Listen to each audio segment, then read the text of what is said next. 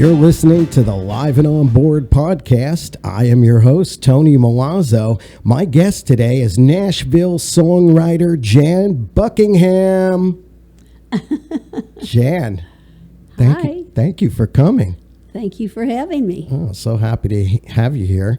I've seen you many times playing out around town, and I know you have a lot of cuts with people, and also put out some stuff yourself. And I noticed lately you're out there with J4, who's an artist, big upcomer, doing stuff, writing songs. So I'm glad you're here today. We're going to talk about a lot of stuff. Is that okay with you? That's all right. Yeah? No boundaries? Nah. Okay. Wow. She's fun. Jan Buckingham is a lot of fun. So this is going to be a fun show. So stay tuned. All right. So, Jan, I think I first want to ask you, how did this whole music bug get you? Like, how'd you get started in music? Oh, my gosh. After my first divorce, when I was 25 years old, I was back in Columbia, Missouri, where I went to college at University of Missouri, and where I'd been married and living. And I was across the street from the Heidelberg, that was a restaurant, in a park singing with a bunch of friends and the Ozark Mountain Daredevils. That was a group, and they're from Missouri, and I've heard of them. They were with us. So after we sang a bunch of songs, I started walking home, watching the cracks go by in the sidewalk, and all of a sudden I remembered, that's right, I'm really depressed. Wait a minute, I wasn't depressed. Why wasn't I depressed? Oh, because I was singing. And when I got back to my house, I had a guitar there. I wrote 2 songs. And I just loved that. And then I thought, wow, I think I want to do this. And How old were you? Oh, 25. Oh, wow. Yeah. And I'd gotten a BS in education, so I could be a school teacher. But this was something I had never even thought about. And my brother had a partner, and they were playing in Kansas City. And I called my brother. I said, Joey, I want to be your manager. Can I come to your gig in Kansas City? He goes, sure, Jan. So I went. Well, when I got there, my brother came up to me and he goes, Jan, I've got laryngitis. I can't sing. You go up on stage and sing some songs. Well, the only place I'd ever played some of the songs that I'd written was on my front porch in front of the cattle. And if they came up to the porch, I knew they liked the song. So I shut my eyes and I played a song, and boom, I heard, and I opened my eyes. It was like slow motion. Everybody was clapping, and I was thinking, wow, people love me and they can't hurt me. And I went, here's another one. And I played 2 or 3 songs, and I got off stage, and the manager came up and he goes, that was good. Can you come here next week and play? And I was like, I have to go check my book. And I go to my address book and open it. My knees are knocking. I'm thinking, can I do this? And I went, yes, I can. So all week I practiced, and my fingers were so bloody I had to have Band-Aids on my fingers. And I went back and played that night, and it went over well. So when I came back to Columbia, Missouri, I got a job singing every night that summer when I wasn't teaching at a place called the Flaming Pit. And that's where I really learned how to play. And then my friend, Lee Ruth, he was a tall carrot of a man with a red beard and red hair and big glasses on. And he looked down at me one day, he goes, I hear you write songs. You need to enter the American Song Festival.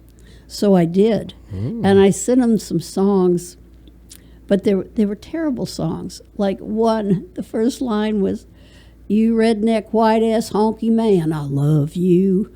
And they were terrible songs. But I got this little booklet back. It said, if you write songs, you need to go to New York, L.A., or Nashville and get a publisher. So I drove to Nashville and played a few of my songs, and that's how I started. And then after my second marriage to a guy in Atlanta, where I was based with Eastern Airlines then as a flight attendant, I moved us to Nashville, Tennessee, and that's where I started writing, like in the soundstage vault. Soundstage was a big recording studio, and I would write in their vault, or in the closet in between Buddy Killen and Donna Hilley's offices at Tree Publishing. Wow. And Buddy found me in there one night and said, "What are you doing?" I said, "Writing songs." He goes, "Play them for me." And I did. And he sent me downstairs and I started demoing. And the next thing you knew, I started getting cuts. Wow. I didn't even know how I bumbled into the whole thing. Wow. Yeah, I Yeah. sure did. But But I loved it so much. It's my favorite day is get up, take a walk, write a song, play a gig, watch Andy Mayberry, go to sleep. That's a perfect life. That's what I live now. Sweet. Yeah. Sweet. So, you lived in L.A. for a while, right? I did. Okay. So what was that like? What were you doing over there? Well, I flew with 2 years with Pan Am and 14 years with Eastern. And while I was with Eastern, I was signed to my first publishing deal with House of Gold.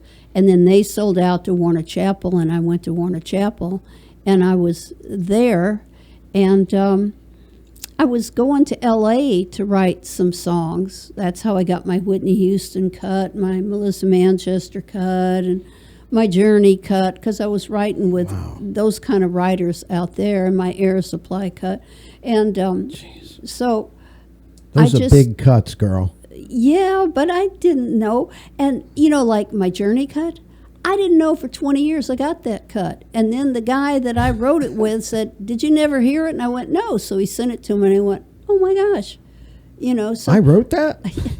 because when I was flying, I was just kind of doing a lot of country and a little bit of pop, and but I wasn't paying that much attention to what was happening to it, because flying was mindless physical, and writing was sedentary mental.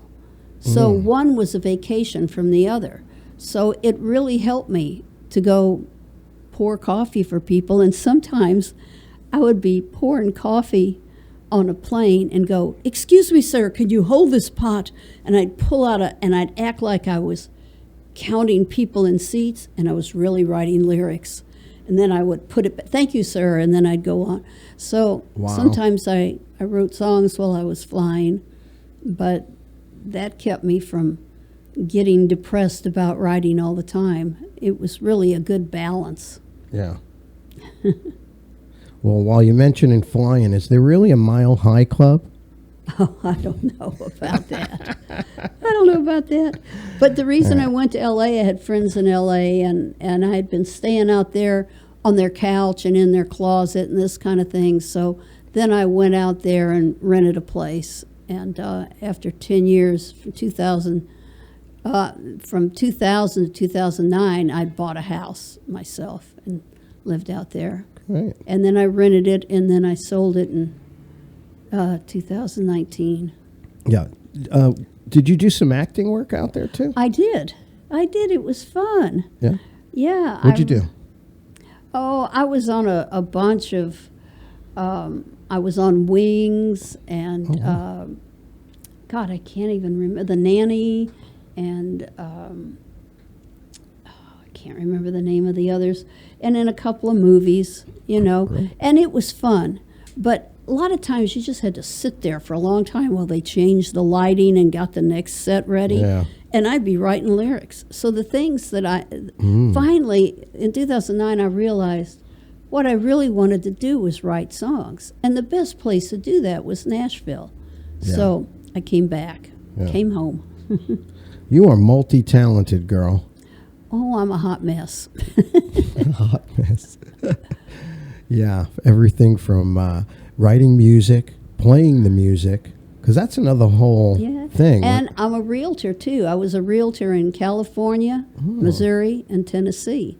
And I did that for a while, but then I retired all those licenses because all I want to do is write. Yeah. Yeah. So you knew how to pay the bills, that you can't Oh, just... yeah.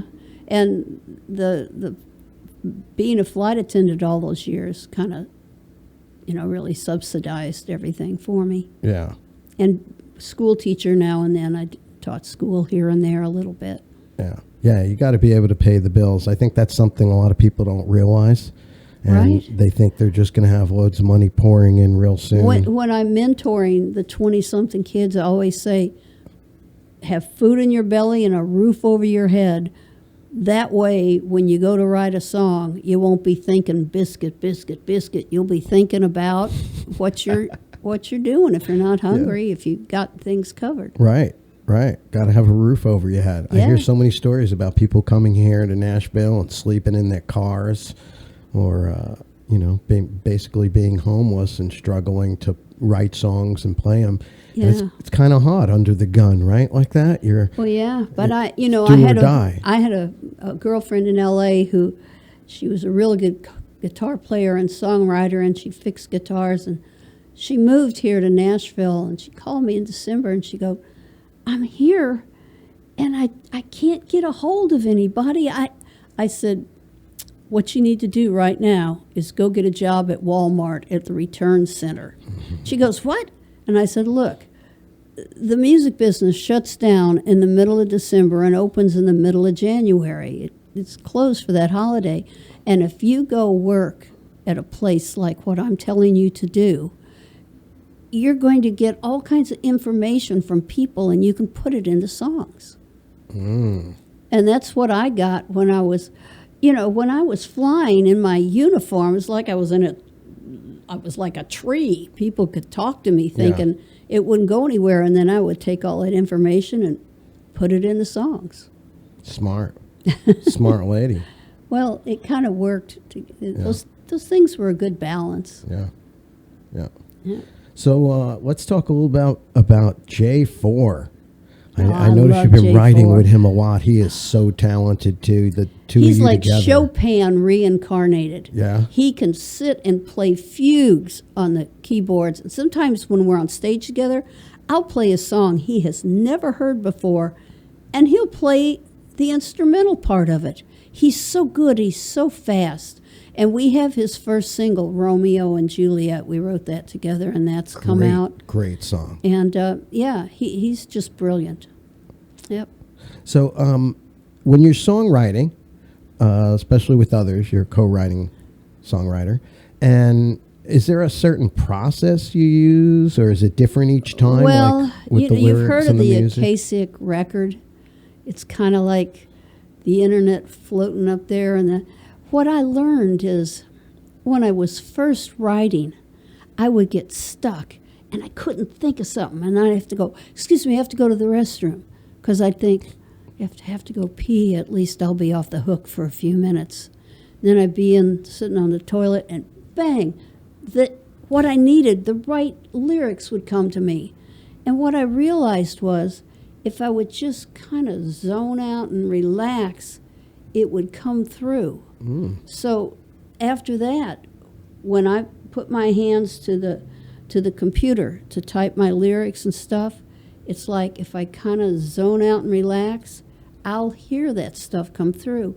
And one time I was writing with a guy named Paul in California, and we wrote this really good story song. I can't think of the name of it. I got the memory of a gnat.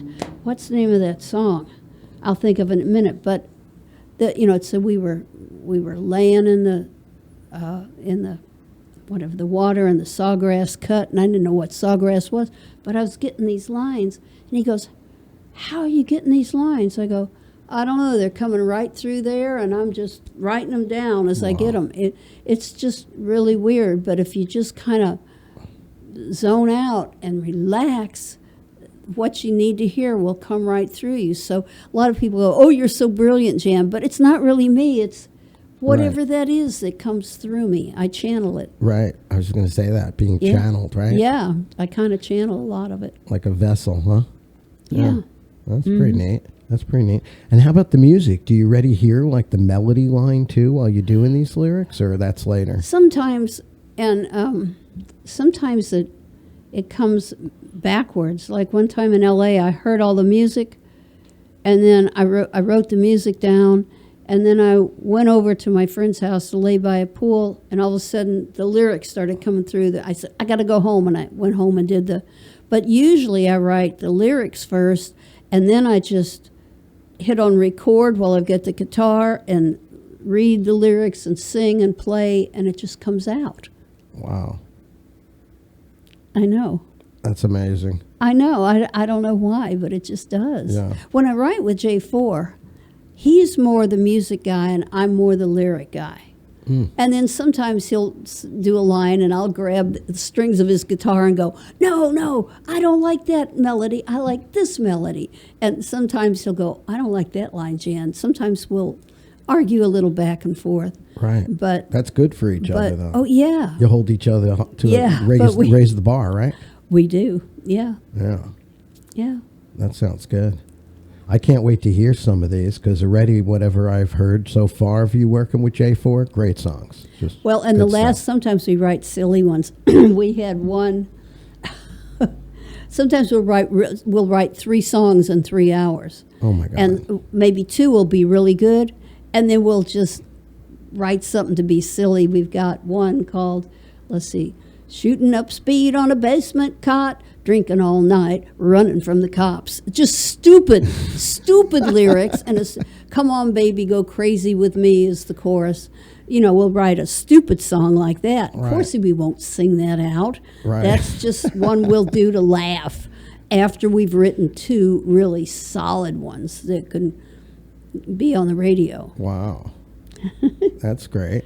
Yeah. So how many days a week do you think what do you write? Well, I used to often? write 3 songs a day, 10, 2, and 6, just like you do, you know. But now I'm balanced because I always walk 4 miles if I've got in the morning, if I got a rider in the afternoon. If I don't have a rider, I'll walk 8. But, you know, I like to walk, write songs, then play a gig, then watch TV and go to sleep, you know. So I try to balance everything out. Yeah. Yeah. Your life's pretty full, huh? It is to me. Yeah. I mean, I don't know that everybody would like it but I just love writing songs. I don't know why, but that's what I was chosen to do here in this world. I realize that's my thing, so that's what I do. I think you were too, just listening to what you write. Amazing. Yeah. And when I mentor these 20-something writers, these kids, they mentored me. They taught me how to use DistroKid and how to use Canva to make the picture to go over each. And, you know, so so I've got a whole lot of songs up that you could, if you just go to any streaming platform, whether it be YouTube or iTunes or Amazon Music, any of them, all you have to search is Jan Buckingham. My songs will come up, and a lot of them are really good songs that could be on the radio because I got like gold records all over my wall. So yeah, but then I've got 3 or 4 songs that could never be on the radio because they have titles and words in them that, like the last word in happiness is penis. And big blue balls and a little pink, you know, those songs can't be on, but they're very funny. And when I play them, like at the local, people love them. Yeah. But so streaming can take anything. Yeah. But like I told you, my song Weed, it's right at the beginning of my Facebook page. If you go to jan.buckingham and the number 1, that's how you find me. And right at the top of my feed is my Weed, the demo, and I did a music video of it. Have you? And I it's haven't great, heard that but yet. it can't be on TikTok because TikTok comes from China and their marijuana is illegal there, so they won't let me put that song up. Yeah, Isn't that weird? They have everything else in China, but no weed, huh? Yeah, I guess. I was shocked, but yeah. But you can see that song and that video on my Facebook page. Yeah. Great. Yeah, I'm going to check that out. That's the one I haven't heard. I haven't heard that song yet. The world needs weed is the first line of the chorus. It's a real good song. Excellent. Yeah. Excellent. So you're a little bit, you're getting savvy a little bit with this streaming and the internet, or no? A little bit. Like I told you, I'm an IT idiot. Yeah. But I know how to post pictures and on Facebook and Instagram. So I put every week where I'm going to play, I post, you know. And then I take pictures on stage with people I'm playing with, and I always post a little Yeah. bunch of pictures of the gig we did. Yeah. Yeah. And I enjoy that. Keep doing that. Okay. That's a lot of fun. Seeing where you're playing, who you're playing with. Oh, I've got classic pictures Yeah. of people that I play with just great writers, great people. So let's talk, maybe mention a couple of your cuts, right? Oh, gosh. I know you say you have the memory of a gnat, but I'm sure you remember a couple of the hits, no? Okay. With Pam Tillis, I did Cleopatra, Queen of Denial, and Blue Roses. Great song. Those are two big ones. And then I've got another cut with her. And then Tennessee Nights was Crystal Gale put out as a single, but Pam had cut that first. Tim McGraw cut They Never Made It to Memphis, but it never came out because he cut it before he had a deal. And then a lot of independents cut it, but they never got to the radio. Finally, Juice Newton cut that song, and it was racing up the charts. It was her single. I remember and a that. record company folded, Oh. so then it went down. So I'll play you that song later today. Great. And I always tell the audience, lunch in the city of your choice. If you can get this song to a big artist on the radio now. So, yeah. Great. Yeah. And let's see, who else? Whitney Houston, Warner Chappell, they called me in, and I had written a song called Moment of Truth with this kid, David Bryant, that I met in a line in Burbank on Magnolia Boulevard waiting to go in to see Martika do a play. And she was signed to Columbia, and my friend Michael J. was cutting her. And so the kid, I said, what do you do? He goes, I write songs. Oh, let's write a song together. Okay, so we wrote Moment of Truth, and his friend took it to Clive Davis. And his friend said, I think this is a top 5 song. And Clive listened and goes, you're wrong. It's a number 1. It was going to be the first single. Well, Whitney Clive Houston ever. knows. Yeah. And so for 2 years, it was going to be by Stevie Wonder, a duet with Stevie Wonder, Stevie Winwood, all these different people. And for one reason after another, none of that worked out. And so it was on the B side of her first single, which was, Oh, I Want to Dance with Somebody. And it wasn't on her album. And then it came out a year or 2 later on the 5-song EP that came out with Waiting to Exhale. And then it was on the soundtrack album with her movie that was just out, I Want to Dance with Somebody. So it had, different ways of doing that. And the Melissa Manchester cut, actually, we did here. And anyway, that one was good. Nice Girls. Mm. And I can't remember. I had one in one of those Top Gun songs by Rick Springfield sang it, and I just don't remember. You can go to janbuckingham.com, and there's a discography from on the right when you pick one of those tabs and hit discography, and it'll show.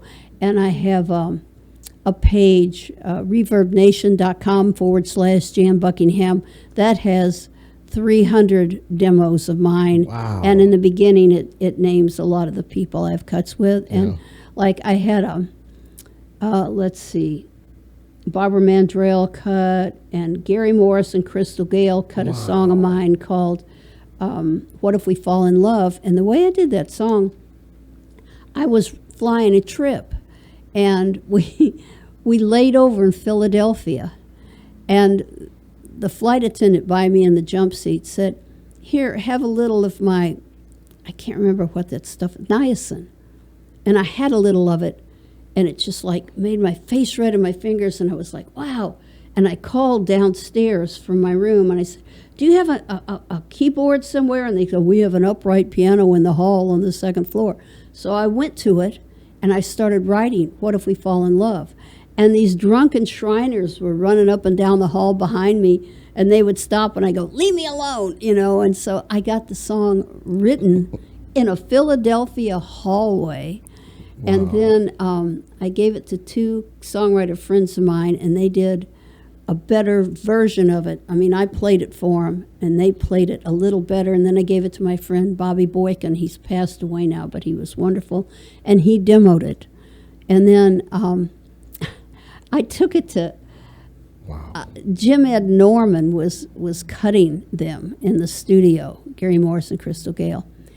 And I had taken it over to Warner Brothers, and they hadn't given it to him. So when I found that out, I asked the girl in front desk, "Where's Jim Ed?" "Oh, he's over at Soundstage cutting." I go, "Okay." So I went over there, and the little redhead was sitting in the front in the desk, and I said, I had a cassette of What If We Fall in Love, and I said, if I give you this cassette and a little note, could you give it to Jim Ed when he comes out of the studio to go to the restroom? She goes, "Okay."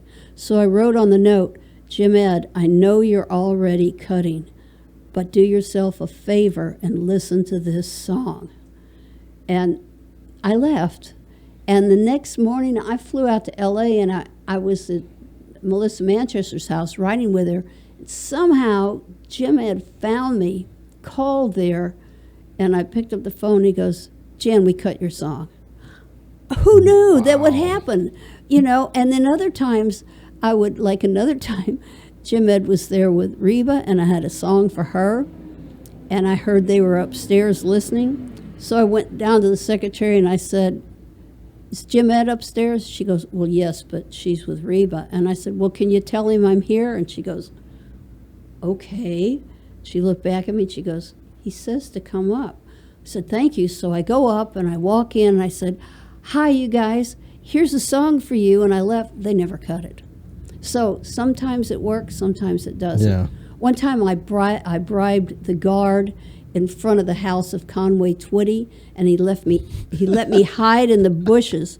And when Conway pulled out of his drive and through the gate in his car, I jumped in front of it, and I went, "Hi, here's a song for you, sir." And he goes, "Okay." And he left. He must have thrown it out the window because he never cut it. So sometimes stuff that I did worked. Yeah. And sometimes it didn't. One time... You're a spark plug. I didn't know you couldn't do stuff like this. So I had a song called Hollywood Wives. And the reason I wrote it is I was flying all night on a plane from Miami, I think to L.A., I can't remember. And on the back of Cosmopolitan, it had a little article of how Jackie Collins had written this book, Hollywood Wives, and it was going to be a movie. And so I was like, wow. So I wrote a lyric, and when I got back to Nashville, I completed the song with Jeff Silbar.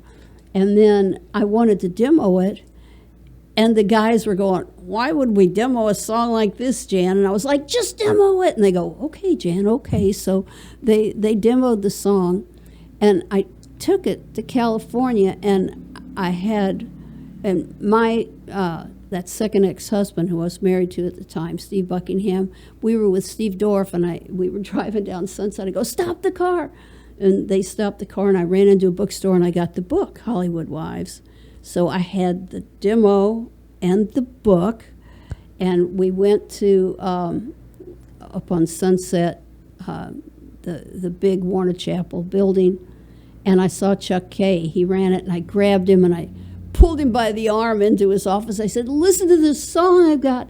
And it started playing, and people started filing in. It was Monday morning, and it was the Monday morning meeting, and Chuck turned off the song, and he goes, "Ha ha, get her out of here, give her what she wants when we're done." So I waited outside, and there was a new guy. This was his first day. His name was George Geem. So when he came back out, I followed him to his office, and he, "What do you want, Jan?" And I go, "I want you to call the publisher of this book in New York and find out who bought the rights to this book." And he goes, "Okay." So I waited outside. He poked the door, and he says, "Jan, I found out." And I said, "Okay, who?" And he goes, "Aaron Spelling." I go, "Okay, I'll be right back." And I went back out, and Val was the secretary. She's such a great gal. She goes, what are you doing, Jan?" I'm going, "I'm going to find Aaron Spelling and give him this cassette." And she goes, "He's over off Formosa in our lot. You want me to send it to him?" I go, "Oh, would you? I need to put a letter with it. And she goes, okay, dictate it. She was fast as lightning. So I went, okay, dear Mr. Spelling, one of our top writers has just completed a song we feel captures the essence of Hollywood wives. Sincerely, George Geam. She gives it to me, and I go, thank you. And I go back in, and I go, George, all you got to do is sign this. And George, he thought I was so crazy. He rolls his eyes up, and I'm thinking, he's thinking, give her what she wants. So he signs it, and I go, thank you. And I go back out, and she goes, what are you going to do now, Jan? And I go, I'm going to get this to Aaron Spelling. And she goes, you want me to messenger it over to him? And I go, oh, would you do that, Val? And she goes, yeah. God. So she messengered my little letter and my little cassette to Aaron Spelling. Well, the next morning, my husband, my ex-husband now, but husband at the time, we were in our hotel room on Sunset Strip, and the phone rang about 11 a.m. It was George Geam. And he went, Jan, you're not going to believe this. And I'm thinking, uh-oh, I'm going to be fired. And he goes, I go, what? And he goes, Aaron Spelling just called me. They're going to make your song, Hollywood Wives, the theme song for the 3-part miniseries. And I went, really? Thank you. I didn't know you could do that.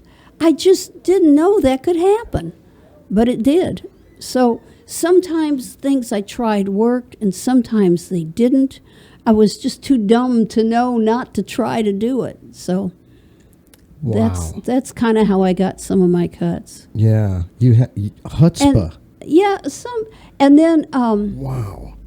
I have a friend that What a go-getter. named Karen that my ex-husband cut some songs on. And we were friends. She was living in California, and she called me one day, and she goes, Jan, send me some songs. I go, what genre? She goes, I don't care.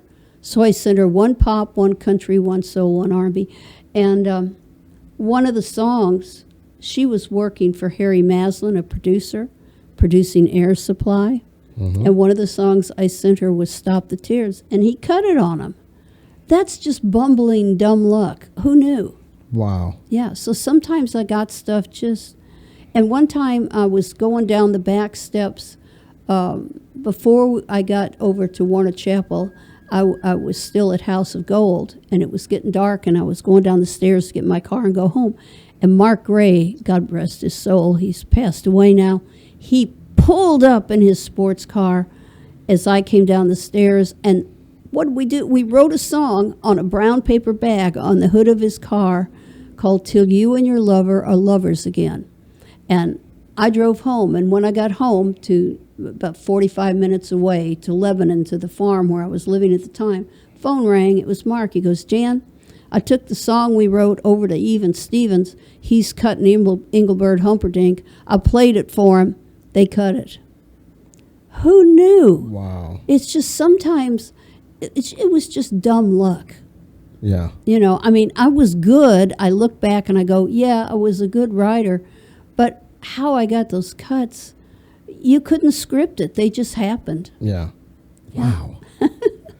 Amazing. Yeah. So you said you were going to play some music for us.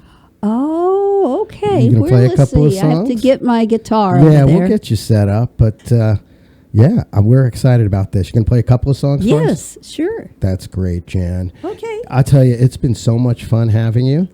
Well, thank you. You guys are so nice. Thank you. You're sweet. This lady's a sweetheart. She's a firecracker. She's a lot of fun.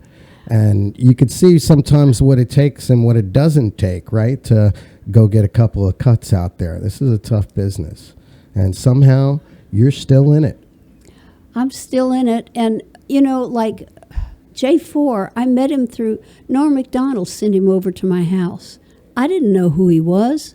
He didn't know who I was.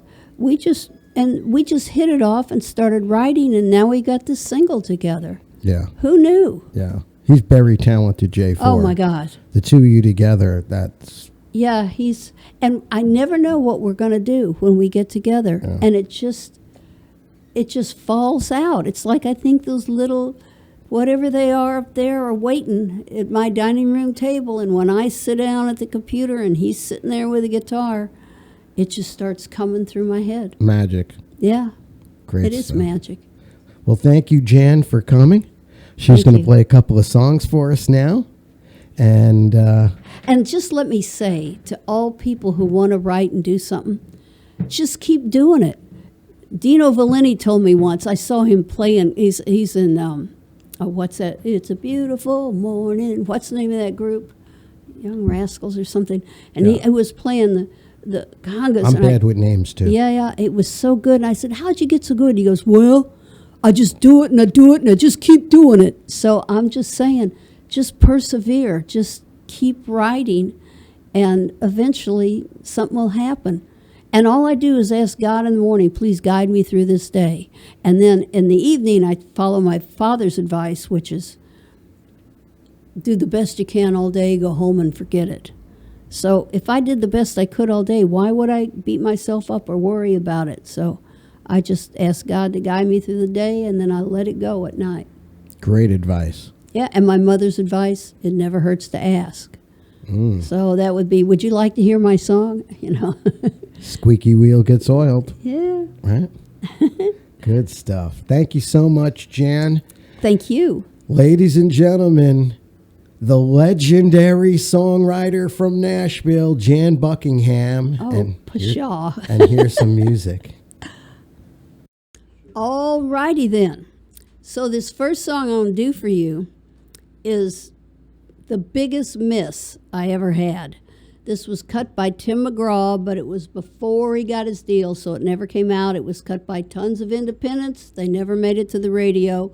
Finally, Juice Newton cut it. She had a deal. It was her single. It was flying up the charts when her record company folded. So, I'm saying to you now, lunch in the city of your choice if you can get this song to somebody big on the radio now.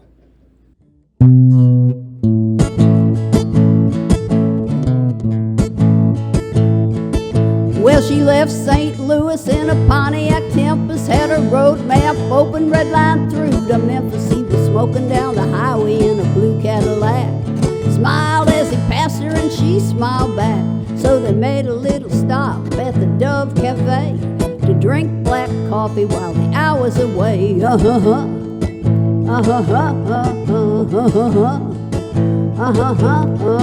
She said, I'm going to see Elvis, make my dreams come true. He said, I can't believe it, that's been my dream too. Then they started talking about the money they'd save if they rode together for the rest of the way.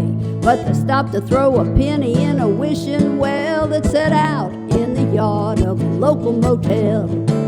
They never made it to Memphis. They never saw the king. He saw a chance at heaven. She saw a wedding ring. They got as far as the altar. It was a fast affair. They never made it to Memphis, but they didn't care.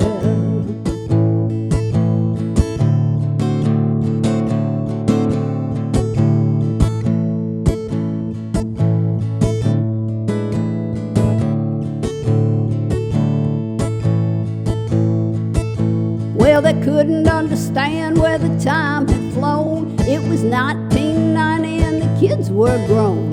One day she admitted that she still had the dream about heading down south to see the home of the king. So they dropped off the dog with old Auntie Kate, headed down to Graceland 20 years late.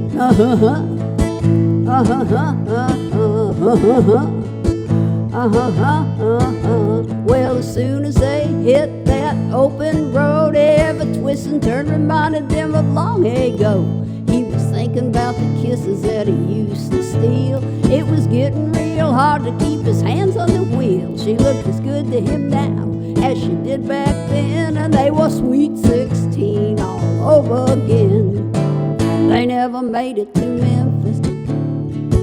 They never saw the king. They made a little detour at the Dairy Queen. They found the Wishing Well Motel. They did it on a dare. They never made it to Memphis, but they didn't care. They never made it to Memphis, but they didn't care.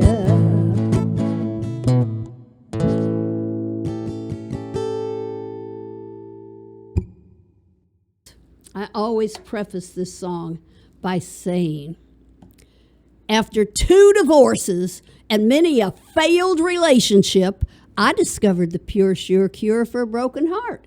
And that pure, sure cure is not liquor, it's not drugs, it's not another relationship.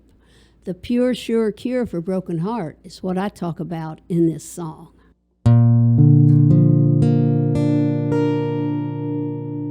I tried so hard to show you that you could be my man, but as I got to know you, nothing turned out like I planned. Why you found so much fault with me, I'll never understand. So go ahead and leave me now, I just don't give a damn.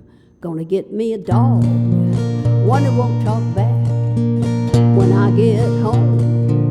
Lay his head in my lap, lie by my side when I take a nap. I'll sleep like a log when I get me a dog. Gonna get me a dog who's tried and true, who won't complain about things to do. When times get tough, he'll see me through it all. Who needs you? Gonna get me a dog. Get me a dog, one who loves to play. When we go out, he'll never stray. He'll take a walk anytime I say. No need to talk when I get me a dog. Gonna get me a dog who's tried and true, who won't complain about things to do. When times get tough, he'll see me through it all. Who needs you? Gonna get me a dog. When I lay down the law, he'll give me his paw. I'll scratch behind his ear, and he'll bring me a beer. Good dog. Gonna get me a dog, maybe from the pound. Then I won't miss having you around. We'll eat from cans, happy hounds, living high on the hog. When I get me a dog, gonna get me a dog who's tried and true, who won't complain about things to do. When times get tough, he'll see me through it all. Who needs you? Gonna get me a dog. He can bark all night and I'll love that sound. Won't mind him digging in the ground, better than having you around. Who needs you? Gonna get me a dog. So here we go with one tequila. On the day you left me, I was one lost soul, but I found my salvation down the aisle at Trader Joe's. A fifth, some chips and salsa, and I was out the door. Then one tequila, two tequila, three tequila floor. Ha, ha, ha, ha, I don't miss you anymore. One tequila, two tequila, three tequila floor. Never liked arithmetic, all I got was D's, but even I can't add up all the misery you cause me. Now it won't take me all that long to even up the score. One tequila, two tequila, three tequila floor. Ah, ha, ha, ha, don't miss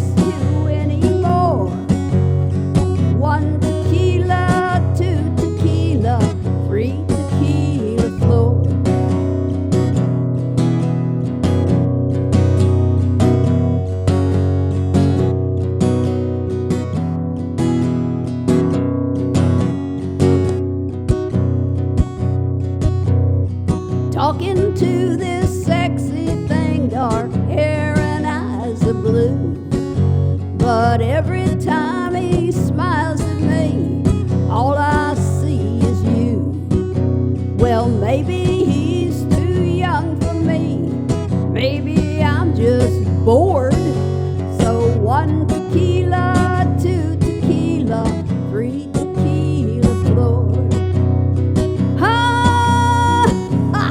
I don't miss you anymore. 1 tequila, 2 tequila, 3 tequila floor.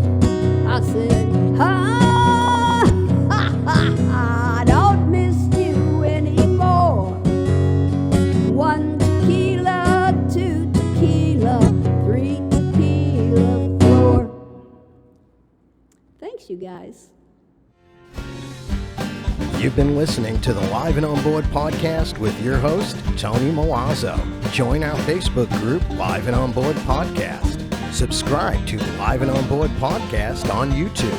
You can email us at liveandonboardpodcast@gmail.com. You can also find me on Instagram and TikTok at Tony Milazzo Live. Thanks for listening and share this with a friend.